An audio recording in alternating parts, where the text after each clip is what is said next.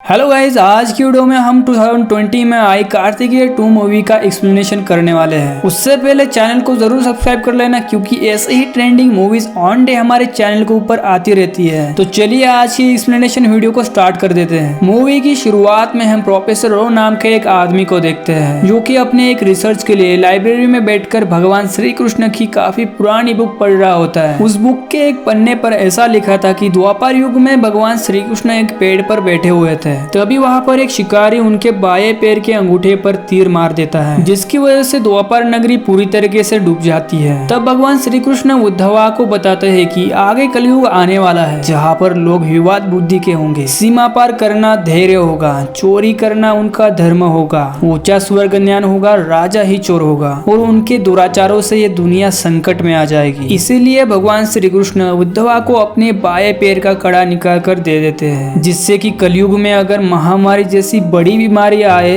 तो उससे लड़ा जा सके। इसके बाद हम देखते हैं कि प्रोफेसर राव उस किताब का एक पन्ना फाड़कर अपने पास रख लेते हैं। जिसके बाद हमें कार्तिकेय का सीन दिखाया जाता है, जो कि एक डॉक्टर होता है। तभी हम देखते हैं कि उसके हॉस्पिटल में एक सांप कैसे घुस जाता है, जिसके लिए सत्या नाम का एक उसका दोस्त उसे कॉल करके उसे हॉस्पिटल में बुला लेता है। फिर वहाँ पर कार्तिकेय आ जाता है और अपने हार्ट रेट, पल्स और अपने बीपी को कंट्रोल करके उस सांप को काफी आसानी से पकड़ लेता है। इधर हम देखते हैं कि प्रोफेसर राव ग्रीस से इंडिया आ रहे होते हैं। तभी उनकी मुलाकात एक लड़की से हो जाती है, जो कि वो शंतनु नाम के एक आदमी की जासूस होती है। इंडिया पहुंचने के बाद वो लड़की शंतनु को कॉल करके बताती है कि प्रोफेसर राव एविडेंस लेके इंडिया में पहुंच चुके हैं। इसके बाद में हमें दिखाया जाता है कि एक पंडित श्री कृष्ण की आभूषण लेकर वहां से भाग रहा होता है। तभी वहां पर आबिर आ जाता है। आबिर वो लोग होते हैं जो कि श्री कृष्ण के नजदीक जो भी आता है उसे मार देते हैं। फिर आबिर उस पंडित को मारकर उनसे आभूषण छीन लेता है। फिर वो उस आभूषण को लेकर अपने आबिर साथियों के पास आ जाता है और वहां पर कुछ अनुष्ठान करने लग जाता है। इसके बाद में हमें हॉस्पिटल का सीन दिखाया जाता है, जहाँ पर एक पंडित जो कि एक मेयर होता है, वो अपने बेटे को बचाने के लिए वहां पर हवन कर रहा होता है। तभी वहां पर कार्तिकेय आ जाता है और उसे एक चमाट मारकर वहां से भगा देता है। मेयर को चमाट मारने की वजह से उसे 2 हफ्तों के लिए वहां से सस्पेंड कर दिया जाता है। यहाँ दूसरी तरफ एक लैब में शंतनु किसी वायरस का एंटीडोट बना रहा होता है, जिससे कि वो दुनिया पर राज कर सके, और वो बस भगवान श्री कृष्ण के कड़े से ही पॉसिबल था। इसीलिए प्रोफेसर राव दुनिया को बचाने के लिए इस कड़े के पीछे लगे थे। तो इसीलिए वो एक जगह पर वो खुदाई कर रहे होते हैं। तभी उन्हें वहां पर एक मेटल से बना हुआ मोर मिलता है। तभी हम देखते हैं कि जो बेल कार्तिकेय के घर पर आया था, वो उसके घर के तुलसी वृंदावन को तोड़ देता है। जब कार्तिकेय की माँ सुबह उठकर देखती है तो वो बहुत ज्यादा डर जाती है, क्योंकि उन्हें लगा था कि एक अपशकुन है। तब वो घर पर एक पंडित को बुलाती है और वो पंडित उसकी माँ को बोलता है कि जो तुमने मन्नत मांगी थी उसके लिए तुमने कुछ नहीं किया है, इसीलिए अपशकुन हुआ है। उसके लिए तुम्हें द्वारिका जाकर भगवान श्री कृष्ण के दर्शन करने होंगे। फिर कार्तिकेय और उसकी माँ द्वारिका आ जाते हैं। वहां पहुंचने के बाद जब कार्तिकेय नदी के अंदर नहा रहा होता है, तभी उसके हाथ में कहीं से मोर पंख आ जाता है, जो कि भगवान श्री कृष्ण का एक संकेत था। यहाँ पर हम देखते हैं कि डॉक्टर शंतनु के साथ एक आदमी बैठा हुआ था। वो उन्हें बोलता है कि तुम्हें इन पुराने शास्त्रों में इतना यकीन क्यों है। तो इससे शंतनु चिढ़ जाता है और उस आदमी को वहीं पर मार देता है और कहता है कि जब कुछ साल पहले सूरत में प्लेग फैला था, तब शास्त्रों की मदद से ही इस प्लेग की वैक्सीन बनाई गई थी, और इस बार भी हम वैसा ही कुछ करेंगे। इसके बाद हम देखते हैं कि कार्तिकेय अपने घर के बाहर बैठा हुआ था। तभी वहाँ पर प्रोफेसर राव जख्मी होकर कार्तिकेय के पास आ जाते हैं। तब कार्तिकेय उन्हें बचाने के लिए ऑटो लेकर आता है, लेकिन तब तक वो वहाँ से जा चुके थे। फिर वो घर के अंदर आ जाता है। फिर उसके मामा को वो सारी बातें बताने लगता है। तो उसके मामा उससे कहते हैं कि द्वारिका में लोग मिसिंग हो रहे हैं, तो तुम्हें संभल कर रहना होगा। फिर मॉर्निंग में कार्तिकेय के मामा उसे बताते हैं कि उसकी माँ घर में नहीं है। तब वो दोनों उसे ढूंढने के लिए घर से बाहर चले जाते हैं, जहाँ पर पुलिस कार्तिकेय को पुलिस स्टेशन लेकर चली जाती है। यहाँ पर हमें दिखाया जाता है कि जो पुलिस वाले थे वो शांतनु के आदमी थे, और वो उससे प्रोफेसर के बारे में पूछ रहे थे, क्योंकि शांतनु ने प्रोफेसर के साथ उसकी सीसीटीवी फुटेज देख ली थी, और वो उससे जानकारी चाहते थे कि प्रोफेसर ने उससे क्या कहा, पर उन्हें वो कुछ नहीं बताता। तभी वहाँ पर मुग्धा नाम की एक लड़की आ जाती है और कार्तिकेय के पास एक चिट्ठी दे जाती है। उसमें उसने लिखा था कि खिड़की से कूद जाओ। तब कार्तिकेय खिड़की से कूद जाता है और मुग्धा उसे लेकर वहाँ से भाग जाती है। फिर मुग्धा उसे एक मंदिर के पास लेकर आती है। तब मुग्धा उसे बताती है कि वो प्रोफेसर रॉ की ग्रैंड डॉटर है। वो वहाँ पर बात कर ही रहे थे, तो तभी वहाँ पर अबीर आ जाता है, जिसने पंडित को मारकर भगवान श्री कृष्ण के आभूषण उनसे छीन लिए थे। फिर वो कार्तिकेय के ऊपर हमला कर देता है और वो वहाँ से भाग जाते हैं। काफी भागने के बाद अबीर वहाँ पर भगवान श्री कृष्ण की मूर्ति को देखकर वहाँ पर रुक जाता है और वो दोनों वहाँ से भाग जाते हैं। उसके बाद वो दोनों मामा के पास आ जाते हैं और उन्हें वो बताते हैं कि कोई उन्हें मारने की कोशिश कर रहा है। फिर मामा उन्हें लेकर बहुत बड़े पंडित के पास लेकर आते हैं। फिर वो दोनों उस पंडित को बताते हैं कि उनके पीछे कोई पड़ा है। तब वो पंडित उनसे बोलता है कि उन्हें अबीर कहा जाता है और जो कोई भगवान श्री कृष्ण के पास जाने की कोशिश करता है वो उसे मार देते हैं। इसी बीच हमें द्वापर युग का एक एनिमेटेड सीन दिखाया जाता है जहाँ पर अबीर लोग भगवान श्री कृष्ण के भक्तों से लूटपाट किया करते थे, पर अबीर लोग भगवान श्री कृष्ण से अपार भक्ति भी करते थे, पर द्वारिका वासी इनको पसंद नहीं करते थे। इसलिए अबीर लोगों को घरों में और मंदिरों में प्रवेश करने की अनुमति नहीं थी। फिर भगवान श्री कृष्ण अवतार अंत के बाद अबीर लोगों ने श्री कृष्ण की मूर्ति चुरा ली और जंगल में जाकर मूर्ति की पूजा करने लगे। इसलिए द्वारिका वासियों ने अबीर लोगों को लाठियों से और हथियारों से मार दिया और फिर वो वहां से भगवान श्री कृष्ण की मूर्ति को लेकर द्वारिका नगरी में फिर से लेकर आ गए। इसलिए उन बचे हुए अबीर लोगों ने एक शपथ ली कि अगर किसी ने श्री कृष्ण 5 दिन छोड़कर किसी ने उन्हें छूने की कोशिश की तो उन्हें वो मार देंगे। फिर यहाँ पर ये एनिमेटेड सीन खत्म हो जाता है। उसके बाद हम देखते हैं कि कार्तिकेय मुग्धा से उसके दादाजी के बारे में और जानकारी ले रहा होता है। फिर मुग्धा प्रोफेसर रॉ की लास्ट रिकॉर्डिंग उसे सुनाती है। उसमें उन्होंने कहा था कि जब वो लास्ट टाइम उससे मिले थे वो मुलाकात उन्हें अभी तक याद है। तभी कार्तिकेय को अपनी माँ की याद आती है और वो अभी तक उसे नहीं मिली थी। तब वो अपनी मामा को सत्संग में जाकर वहाँ पर उसे ढूंढने के लिए कहता है। जब मामा सत्संग में जाते हैं तब उन्हें वहाँ पर माँ मिल जाती है। फिर वो उन्हें लेकर कार्तिक के पास आ जाता है, पर अपनी माँ की सेफ्टी के लिए वो फिर से अपनी माँ को सत्संग में भेज देता है। इसके बाद वो तीनों उस जगह पर जाते हैं जहाँ पर मुग्धा ने अपनी दादाजी से आखिरी बार मुलाकात की थी। तो वो वहाँ पर कुछ ढूंढने लगते हैं जिससे कि उन्हें कुछ क्लू मिल सके। तभी उन्हें वहाँ पर कुछ पन्ने मिल जाते हैं जिस पर कड़े का जिक्र किया गया था। उसमें लिखा था कि उद्धवा ने उस कड़े को एक जगह पर छुपा दिया था। कलयुग में कई राजाओं ने उस कड़े को खोजने की बहुत कोशिश की थी, पर वहाँ पर कोई पहुँच नहीं पाया। पर पल्लवन वंशज के आखिरी राजा सूर्यवंश पल्लवंत ने उस कड़े तक पहुँचने का एक सुराग निकाल लिया था, पर उस तक पहुँचने का वो रास्ता नहीं ढूंढ पाया। सूर्यवन ने इस बारे में एक ग्रीक बुक में लिखा था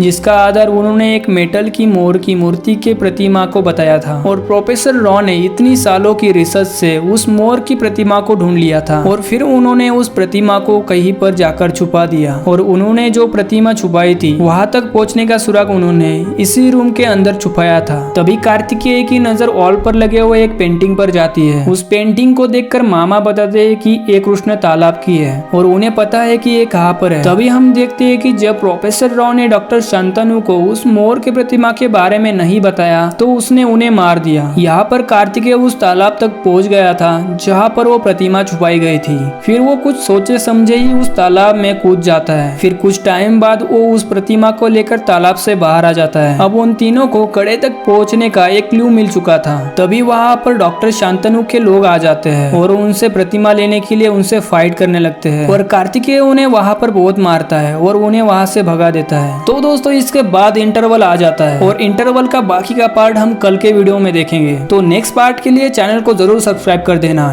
जिससे कल सही टाइम पर वीडियो आप तक पहुंच सके। तो चलिए मिलते हैं कल के वीडियो में।